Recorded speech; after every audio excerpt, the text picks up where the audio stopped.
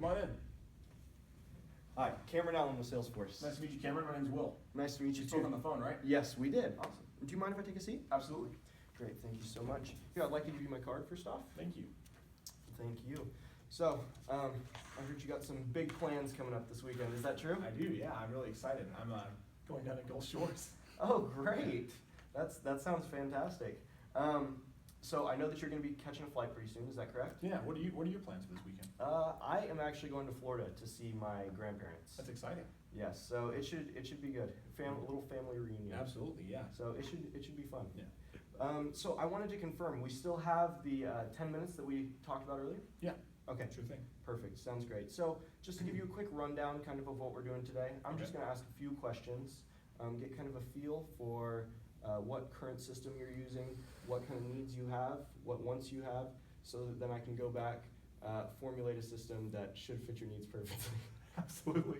Okay, great. So, quick question. What CRM, if any, are you currently using? Well, we experimented a little bit with Sugar CRM, but we decided to stick with our current system of Microsoft Office. We use Excel to take down a lot of important notes and do calculations. We use Microsoft Word to send out memos, and we kind of log all transactions on Microsoft database, and that's been what we've used for the past at least 15 years. Okay, great. So for the past 15 years or so, great. So what would you say are the pros of this system? What are the benefits of this system? For one, it's cheap. Okay. You only have to buy Microsoft Office for your office once every 5-6 years. You can Right. upgrade it whenever you want. I mean, some offices still use 2003. We try to do it every 5 years. Right. So it's relatively cost efficient, and it's also very easy. It doesn't require any training or implementation. You know, Microsoft, you just install it and it's done. Our employees learned how to use it in high school. It's not a big deal. Right. Okay, great. So are there any cons of this system? Anything that you particularly don't like? Well, I'll be honest with you, there are not many, but we do have one that sticks out from time to time. Okay. A lot of times with all that 3 different platforms to hold information, and with all of our employees entering stuff into a spreadsheet all the time, you know, they might forget to update the rest of us on what they're doing. Of course. They may forget to send an email. Sometimes stuff just gets lost, Okay. and that can be a detriment to our business. Okay. So you mentioned there's sometimes lost communication. Is that between like just the salespeople, or is it between upper level and salespeople? Is it kind of an all-around type deal?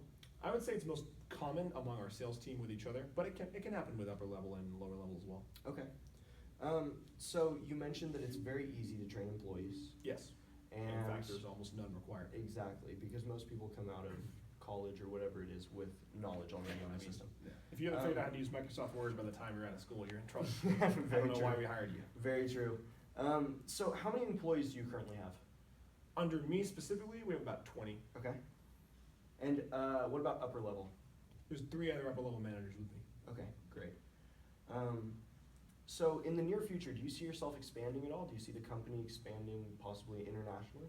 Yeah, you know, for several years, I kind of figured that we just stay in the North American market and continue to do account management. But recently, I've decided that, you know, maybe we should be a little ambitious. Maybe we should expand our horizons. There's a huge market for avant-garde sound quality Right. in Western Europe, Okay. Japan, Korea, much more so than here in the States. Right. So we're looking to expand there in the next 5 years. Okay, great. Sounds like a great opportunity. It really is. So how many employees would you be looking to add if you did decide to make that? At a base starting line, we'd want to add about 20 employees, just like we have in the North American market, Okay. and maybe 4 or 5 district sales managers. Okay, great. And so you mentioned this is a very specific product. You have a very specific target audience. Yes, it's very niche. Exactly. So how many clients would you be looking to kind of expand to? In a perfect world, I would like at least 10 clients per company. Okay. That's a real good baseline that we can start, you know, doing maintenance for them, upselling them, and then we could expand as need be until we've kind of tapped out the market like we have here, and then we just coast. Right. Of course. I guess wait for the other continents to catch up. Sounds great. So I know that many of the sales that you do, most of the sales that you do are upsells. Is that correct? Yes. Okay. So how often would you say that your current employees are needing to document these transactions? They're required to document any transaction. If the client gives them a phone Okay. call just asking for a quick question, they need to document that. Okay. If they've sold our client an upgraded speaker, they need to update us on that. Okay. So any form of communication basically with clients needs to be documented? Yes. Okay. We like to have a firm paper trail. Okay, great. How long does this documenting usually take? I suppose depending on what it is, a routine maintenance call is not gonna take very long. Right. An upsell or a question from a client about an upsell, that could take a little longer. Right, okay. So you mentioned that there can be a lack of communication between you and your employees, is that correct? Yes. So what current methods do you use to kind of bridge that communication gap? Well, I like to meet with my employees once a week or Okay. once every 2 weeks. If a problem arises, like if we see that a employee is not meeting their quota or a mistake was made or the same mistake is being made, then we might have them in for some extra training. Okay. It's normally how we'll bridge any communication gaps. Okay, great. So would a system that possibly bridges that communication gap for you, maybe offers a more detailed, real-time, elaborate description of how transactions went, would that be beneficial to you? Absolutely. Okay, great.